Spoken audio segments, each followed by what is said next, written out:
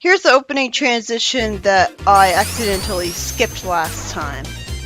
So there you go. Act 2 is also pretty fun. It actually manages to make the underwater section at the beginning fun. I really like this gimmick. Like, I always love whenever this shows up. There's not really much to say about it though that I haven't already said about Act 1. Other than, why is the row of spikes so damn wide? Like, seriously, this game really loves wide rows of spikes. It's like the advanced games. I mean, it's not as bad, but it's close to it. These bad nicks have a fun challenge where you have to make sure you jump into them when they're not spiky, but it's kind of fair because it's underwater, so you're already going slow. Like, honestly, I kind of appreciate the water sections because most of the game is just fast, fast, fast. You don't really feel like you're doing anything. You're holding down and going fast. And then when you get to the water sections, I'm finally platforming. I'm finally doing stuff. I mean, that's not to say this game's devoid of platforming, but with the water sections, like, I really enjoy, like, avoiding the spiky spears and stuff. I guess with all the speed, it makes me appreciate the platforming even more. The actual title music for the game, which played when I replayed it up to this point in the Shadow Mania mod, it has the exact same notes as the main melody of Panic Puppet Zone Act 1 for the Genesis version 3D Blast. Apparently, I didn't really notice it. In fact, I didn't even remember what it sounded like. It also resembles the theme for Amazing Arena. And I've heard comments that the way that Sonic is in the bubble at the very start of the title screen, and he moves, like he moves with such fluid animation for what looks like a classic Sonic game. So that's impressive. The cool bonus counted at the end of a level is actually a reference to the Sega Saturn's "This is cool" slogan on one of its models, and also references the Saturn's cool pad controller. I wish they told you what the cool bonus required though. I mean, I could understand tricks in Rush, and I could understand, like, you get bonus points in Sonic Adventure 2 when you do tricks off ramps. But how do you earn cool bonuses in Mania? Maybe I should look that up and write it down later. Because it seems pretty unintuitive. I don't think you ever had that in the original games. And now for a terrible boss fight. I mean, it's creative, it looks like it has a great concept. You have to maneuver yourself into these things. And that's how you damage it. And this is the only way that you can get Bubbles, is that you damage him by doing that. Problem is, you're guaranteed to end up with no rings when you play this boss fight. I don't think they really give you any rings here, which is pretty unacceptable since you're basically helpless and end up having to avoid the crushing spike walls. And you can't really maneuver left and right all the way. I think you're trapped at the center of the screen the whole time, which is really bullshit. Like, you can't really move that much.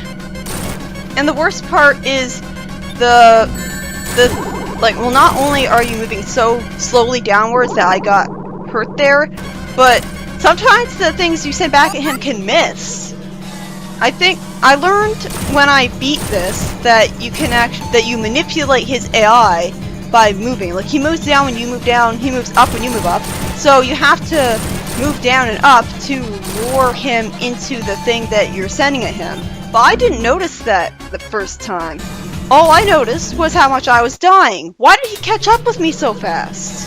So I replayed the entire game after skipping it with debug mode. I replayed the entire game on a separate file with the infinite rings code and the ignore damage code, all just to get to this point and beat the boss without raging. Like, I could have, the annoying thing is that in order to activate codes and actually have them work, you have to exit out of the game first. which means that when I gave up on this boss, I couldn't just immediately use debug mode to skip it. I had to actually exit out and then use debug mode to skip past Act 1, because this game still has the shitty save system of the retro games where it starts you at Act 1 when you exit out of Act 2, even though you'd think that it would save once you beat Act 1. You've already proven you can beat it. This must be especially frustrating for people who keep dying to Act 2's boss fight, only to constantly have to replay Act 1. Fortunately, through the power of mods, I was able to avoid all of that nonsense. At the very least, I managed to get a bubble shield on the top of the level, so I felt more like my victory was earned. But yeah, it turns out I didn't really miss anything by replaying. It turns out I didn't really miss anything by skipping this boss, because this is literally the exact same boss as in Sonic 3. And I replayed the entire game up to this point with the Shadow Mania mod, which is obviously pretty unfinished, as you see here. And it's kind of acceptable that it's still not finished, but I ended up kind of feeling like I wasted my time. But at the very least, I proved I didn't, because I got to show you a few emeralds, like 2 special stages. Although obviously they're not on the main file that I'm actually going to be using for the LP, so it's kind of pointless. What I'm going to do is I'm going to use debug mode to basically spawn a special ring at the end of the game, and there you go. I'll just go through all the special stages that way, because it's obvious that the game doesn't want you to find any of these special stages. Like, even in Green Hill Zone, you'd think that it would be easiest to find in that level. Especially considering Sonic 3 Knuckles had it be really easy to find special rings. But instead, I didn't find one until my second playthrough, and I wasn't even trying to explore. But yeah, the controls are absolute garbage. At least when you're moving fast, which is inevitable. Because turning is really, really terrible. And another thing is you have to avoid the holes. At the very least, the walls are nice enough to bounce me back away from them. But later on you have to avoid holes, and I don't know if the walls are always going to be nice enough to bounce you backwards when you run into them. Like, I'm using codes for this, as you might have been able to tell. I'm using the Grass Has No Effect mod, the Start at Mach 3 mod, and the Don't Lose Rings with Time mod. And even then, it took me over 5 minutes to beat the second special stage, because the controls for the turning are so awful, and this guy that you're constantly chasing after, he doesn't have any problems with the controls, so it feels unfair. Like, it would have been fun if it didn't control so terribly, if you didn't turn in such a wide circle. And like, it really goes to show you how frustrating it is that even with these overpowered codes, where I don't have to worry about the time decreasing, and I start out as fast as I possibly could, and I don't lose rings with time, even then I was having a lot of trouble catching up to this thing. Like, I think it could have stand to be slower. I mean, it's satisfying jumping into the rings and the blue spheres when you can jump into them. I don't really know if jumping into the blue sphere will give you just one blue sphere. That would really suck. It probably gives you a whole bunch of them, but it doesn't really make that clear. I think one of the major problems is they expect you to focus on both collecting rings and collecting spheres. Why can't it be like it is in Knuckles Chaotix, where the amount of rings you have going into the special stage actually gives you a huge advantage? And again, it doesn't make it clear at all that the rings are a time limit. I'm not seeing a time limit counting down at all.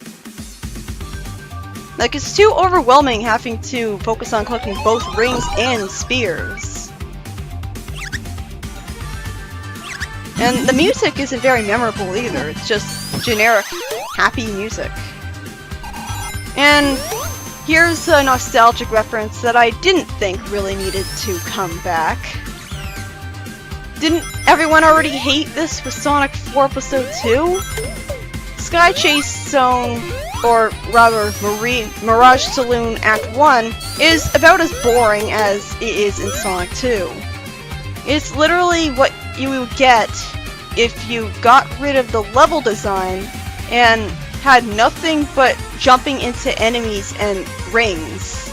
If you just stripped Sonic to its absolute bare minimum.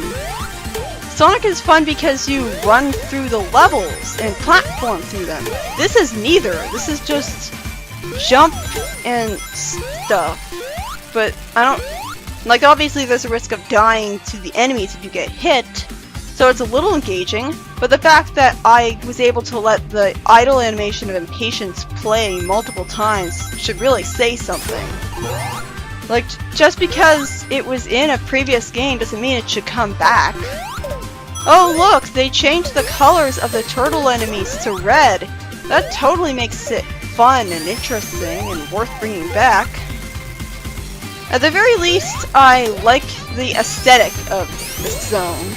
Like, even though it's a desert, it still looks really interesting. It looks a lot more charming than Sandopolis Zone. Or is it Sandopolis Zone? I know it was that in one comic issue. And look! They have a train!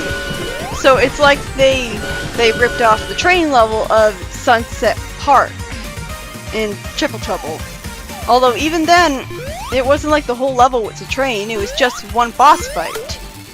This really doesn't feel like a Sonic level to me. You're just holding right and pressing A, and I know that's the joke, but what's fun about Sonic is the action set pieces. I mean, this looks like an action set piece, but it's really boring to play. I mean, I would honestly say that Triple Trouble did better than this, because you got to the plane, and there was a sort of running boss, and you would go right towards him and jump, and then you would send you backwards, and then you could jump to avoid a projectile, and then you would jump to the right to hit him again. And it felt... It was fun. It didn't feel like you were constantly trying to catch up to him. It felt like you were pretty close to him. It was a lot more epic than this. Here, even the music was forgettable. Well, not the boss music. The boss music is pretty good. It represents Eggman perfectly. It's just as clownish as the Sonic 4 boss music, but it somehow manages to be creepy and menacing, so it works. Speaking of what works, this boss fight really doesn't. He jumps in and out of the background, and when he jumps out of the background, and when he jumps in the and when he jumps not out of the background, but like sometimes you can actually hit him and sometimes you can't, and you have to only hit his head. Only the head gets damaged, and times like this you can't hit him. Sometimes I feel like I swear I jumped into his head and he didn't get damaged. Like, I think right there it didn't look like it flashed at all. Like, it's just tedious and takes forever. I mean, I really love the fact that you're fighting a giant badnik. It reminds me of the Game Gear games. I don't know why every Sonic game doesn't do that. It looks a lot more charming having giant badniks fight you than having Eggman and another Eggmobile attack you. Although, I do really like that Eggman personally attacks you, because it's such a contrast from the Mario games, where Bowser wasn't exactly showing up at the end of every level to attack you, except in Mario 1, but that wasn't Bowser, that was a clone. If only they had used the real Fang, I would have been like, oh my god, that's awesome! Fang is here! Fang is being important to the story! But instead, we learn that it's not really Fang, Bean, and Bark. It's actually just illusions by those stupid egg robos that they think just because they have different color schemes and act wacky that they have personalities and they're interesting. Even though they never say anything, and I don't think they have separate names. Yeah. I like the Deadly Six better than them, because at least the Deadly Six, they have kind of memorable names. They definitely have memorable designs. And they have memorable personalities. Even if the personality is completely one note, it's still better than being totally bland and forgettable. I mean, at least they're robots, so it fits more in with Sonic. How did that not hurt me? I mean, those spike balls were clearly spike balls. You should have hurt me. These things are totally pointless. I mean, you just get stuck on them, and then you jump off them, and then you just end up landing on another one, and it just stops you and kills all your momentum. I like that there's pinball flippers though, and that the pinball flippers are orange to match the aesthetic. But it feels really out of place having a pinball level in a Mirage Saloon of all places. I like the wanted posters in the back, but why have the roller badniks there? They weren't fun. They just kind of stop you and you want to attack them, but they don't get attacked. I mean, this is a nice set piece, but I mean, I was taken by surprise that you had to actually press A to get it to shoot you, because it seemed so automatic that I thought, well, of course it's going to fire by itself. Why wouldn't it? But instead, you can actually press A to cause it to fire, and that'll actually cause it to if you press A at the right time, it'll send you different places. I think I may have left on the ignore damage code when I played this and totally forgot about it. Whoops. Don't worry, that's off. Don't worry, I turned that off. It just... This level's boring, okay? It's boring. There's not enough fast sections in it, and there's not really much platforming either. I like maneuvering through the things that bounce you upwards and are green, and I like the pinball stuff, but it's so short and boring. It's kind of a missed opportunity, even if it is way more charming than Sandocchio's Zone. Speaking of charming, again, this boss fight would be if it was the actual characters, instead of the stupid robot that just has to change into them for absolutely no in-universe reason, so it just comes off as a horribly failed meta attempt to appeal to the fans that just doesn't understand what we want at all. Because it's like, want to see these characters from the past games? Well, fuck you, they're all fake illusions anyways. I mean, they don't even really get shown off well, because it's like, it's such a pathetically easy boss you just jump into multiple times. They don't even really get to attack. All character battles are pretty pathetic though. But even the Knuckles fight in Sonic 3 was a lot harder than that, because he would inexplicably not get hurt when you jumped into him at the wrong times, and you would get hurt if you jumped into him at the wrong times.